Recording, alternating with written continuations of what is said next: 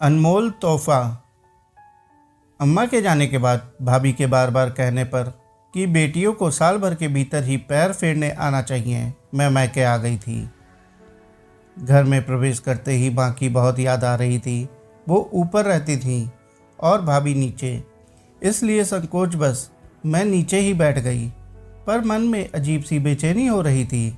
ऐसा लग रहा था कि दौड़कर मैं ऊपर जाऊं और हमेशा की तरह उनके पीछे से लिपटकर जोर से बोलूं, देखो अम्मा मैं आ गई।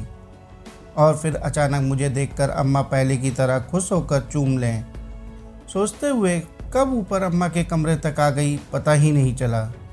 अरे हंसा, तुम यहाँ हो, मैं तो तुम्हें नीचे ढूंढ रही थी। तभी भाभी ने आकर अम्मा के कमरे का दरवाज़ा खोल दिया। हंसा, अम्मा के सामान में जो तुम्हें पसंद हो ले लो, उनकी निशानी के रूप में, कहते हुए फिर भाभी ने उनका बक्सा भी खोल दिया। सिल्क की साड़ियों की शौकीन अम्मा के बक्से में एक से एक बेहतरीन साड़ियाँ करीने से तय की हुई रखी थीं। साथ में नाना प्रकार की खुशबू बिखेरती इत्र की शीशियाँ, रुपए और कुछ जेवर भी। तभी मेरी आंखें एक पोटली पर जा टिकी। पोटली में एक गुड़िया, बालों में लगाने का क्लिप और पहली बार कढ़ाई किया हुआ मेरा रुमाल, सभी कुछ बांध कर रखा हुआ था।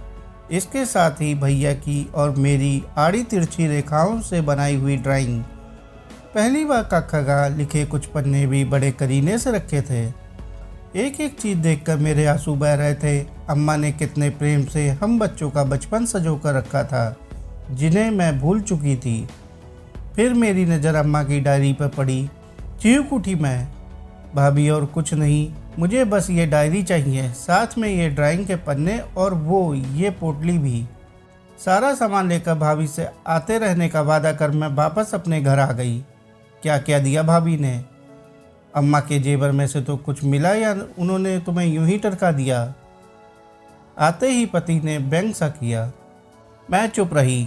अब उन्हें कैसे बताऊं कि भाभी ने अम्मा के बक्से से मिली उसके बचपन की यादें और डायरी के रूप में उसे एक अनमोल तोहफा दिया है, जो उन लाखों के जेवरों से कहीं ज़्यादा कीमती है।